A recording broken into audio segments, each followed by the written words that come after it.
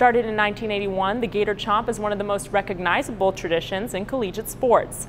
The Florida Gymnastics squad has found a way to incorporate the intimidating hand clap into their floor routines. Most students show up about 3 hours before tip-off. Jake and his friends, however, are here at least 24 hours in advance to make sure they have their front row spot. This fall, the Florida Gators gymnastics squad will be getting a brand new practice facility, starting with this wall, which will be expanded out to include 6,000 more square feet in the studio, and the Gators will have the largest collegiate practice facility in the country. Tonight's meet is the 7th time the Gators have faced a top 20 team in the nation. The Utes were ranked #1 earlier in the season, and they will be looking to defeat the Gators tonight to take that title from them. WUFT Sports' Stephanie Jones is live in the O'Connell Center with more. Steph? Thanks, Mark. I'm here live at the O-Dome where things are just getting started for tonight's SEC matchup. Florida's #1 in the country tonight, and the Wildcats come into Gainesville looking for the upset. The Gators have been dominant all season, dropping just one loss to LSU on the road. Freshman Bridget Sloan has been the shining star lately, taking the all-around title last weekend at Georgia. But in this Gator team, there really are no weak links. Keitra Hunter, Marissa King, and Ajane Dickerson also provide help in the all-around, while Mackenzie Coquato shines on the beam. Number 23 Kentucky comes into the O'Connell Center tonight with 3 SEC wins. Junior Audrey Harrison is a Wildcat to look out for. She's won the all-around title in the past 3 meets for Kentucky. Back to you, Mark. Thank you, Stephanie. Game day is finally here, and for Cardinals and Gators fans, the Sugar Bowl experience couldn't get much sweeter. While it seemed Louisville outnumbered Florida fans in the beginning of the week, the Gators slowly started to descend on the Big Easy. However, it's not your typical college football atmosphere. Everyone's very friendly. I mean, everyone offers you drinks, and everyone's very nice. And I mean, we don't really associate with the Florida fans as much as we were with U of L fans, but it was a good time with everyone there. There's not a lot of trash talking going on. If it is, it's friendly trash talking. Friendly trash talking. The Gator fans were still prepared to take no mercy, even though the game didn't turn out in their favor. This is a mayhem for the Cardinals. All-state mayhem, and we're just hoping they get out okay. Fans have come out to Champion Square for the Fan Fest before the game. There's not many tailgating options outside of the Superdome here in New Orleans, but they're still making the most of the situation. We expected more people because I've been to many different college football games like UT, A&M, a lot, because we're from Texas and football is really big in Texas, and very surprised that it's not very tailgate friendly here. Fans had the opportunity to score free goodies, listen to live music, and pummel each other on inflatables. While the turnout for the Sugar Bowl was the lowest since the 1930s, the fans that were here made sure their allegiance was shown. At the Mercedes-Benz Superdome, I'm Stephanie Jones, WUFT Sports.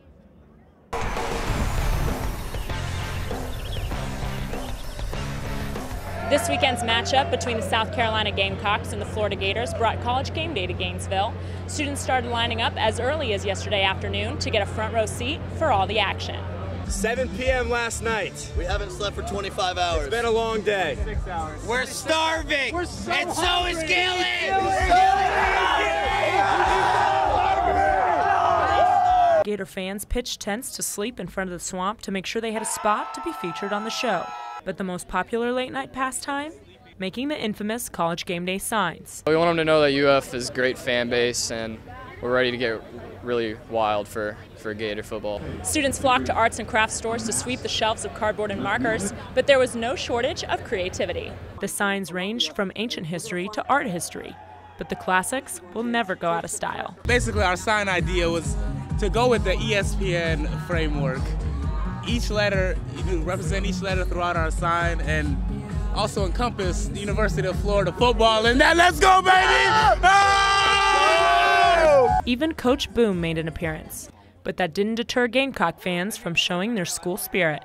As Donald Trump likes to say, a setback is a setup for a comeback, and we're out to prove that we can win on the road. So after last week's loss at LSU, we're going to win big today. For some fans, it's about more than the game. It's about tradition. Game day wouldn't come to Pullman, so we brought Wazoo to game day, and we have ever since. This is the 126th consecutive show that the Wazoo flags have been in the background. I don't really care where we stand as long as they get on TV. I got a lot of people to make proud today. It's an honor. This was on my bucket list. We've got another flag waver here. It was on his bucket list.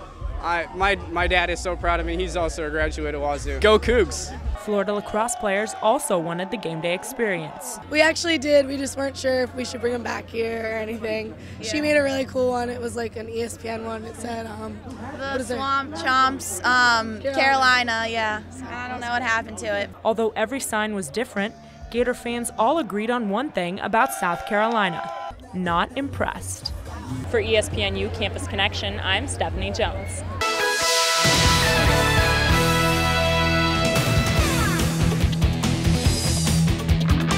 Welcome back. I'm Stephanie Jones, coming at you through the magic of television with the latest in sports.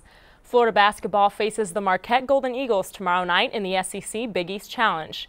The Gators are coming off 2 home games in a Tampa tournament where they faced Middle Tennessee State. Scotty Wilbekin and Casey Prather have been worked back into the lineup for Florida, but the starting 5 will remain Kenny Boynton, Mike Rosario, Will Uget, Eric Murphy, and Patrick Young. Florida guard Kenny Boynton says he expects another tough matchup. I think it's only going to strengthen us, for the NCAA tournament. We played Marquette in the NCAA tournament last year, so basically it's like we playing an NCAA tournament team. The Gators last saw Marquette when they knocked them out of the NCAA tournament in the Sweet 16 last year, 68-58. Tip-off is at 9 p.m., and you can catch all the action on ESPN Radio 850 900 or Country 103.7 The Gator. Indiana proved they deserved to be the #1 team in all the land last night after dominating North Carolina. The Hoosiers, led by Cody Zeller, pummeled the Tar Heels 83-59 in the ACC Big Ten Challenge. Zeller had 20 points, 8 rebounds, and 4 blocks on the night. Indiana next plays Coppin State on Saturday in Bloomington. And Ohio State plays Duke tonight for another ACC Big Ten showdown, this time in Durham. The #4 Buckeyes last faced the #2 Blue Devils last year in Columbus, when Ohio State slaughtered Duke 85-63. The Buckeyes will have to bring it to have a similar situation in Cameron Indoor Stadium tonight. The game tips off at 9:30 on ESPN. And the conference chaos continues as Louisville makes the move to the ACC. ACC leaders voted to add the Cardinals this morning to replace Maryland, which will join the Big Ten in 2014. Big East rules state Louisville must pay $10 million and give 27 months' notice, but they should be able to negotiate a higher payment for a faster departure. Louisville is the 6th former Big East team to join the ACC. UConn and Cincinnati were also considered to replace the Terrapins. The college football coaching carousel keeps on spinning amid speculation that Arkansas has offered Les Miles a small fortune to jump ship. The LSU Tigers head coach denied rumors the Razorbacks offered him a 5-year, $27.5 million contract. Wow. Arkansas took a turn for the worse this season, going 4-8 overall and 2-6 in the SEC. The Razorbacks announced they wouldn't bring back interim head coach John L. Smith last weekend. And Kentucky hired FSU defensive coordinator Mark Stoops to replace Joker Phillips. The Wildcats were 0-8 in the SEC this season, and Phillips was fired on November 4th. Stoops is one of the brothers of Oklahoma head coach Bob Stoops. The 2013 Baseball Hall of Fame ballot was officially released this afternoon. Barry Bonds, Sammy Sosa, Roger Clemens, Craig Biggio, Mike Piazza, and Curt Schilling all made the ballot for the first time. Jack Morris, Jeff Bagwell, and Tim Raines made another appearance as the top holdover candidates. Bonds, Sosa, and Clemens have tainted reputations thanks to speculation they use performance-enhancing drugs. The Baseball Writers Association of America will vote on the candidates, with results coming in January. The United States Golf Association has proposed a new rule change. The USGA wants to outlaw golfers from anchoring clubs to their stomachs when they putt. The Golf Association says they won't ban the use of belly putters or long putters, but says the change is all about the stroke. 3 of the last 5 major championship winners, Keegan Bradley, Ernie Els, and Webb Simpson, used belly putters in winning their titles. Adam Scott is another highly ranked golfer on the PGA Tour using anchored strokes. If adopted by PGA, the new rule would most likely go into effect in 2016. And actually in swimming and diving news for the Florida Gators, they had 10 new recruits signed with them for next season. Well, we'll have to see. I know Florida has a great program. Maybe we'll have some more Olympic swimmers come out of there. But thank you as always, Stephanie, and you stay with us. We'll have more news right after this break.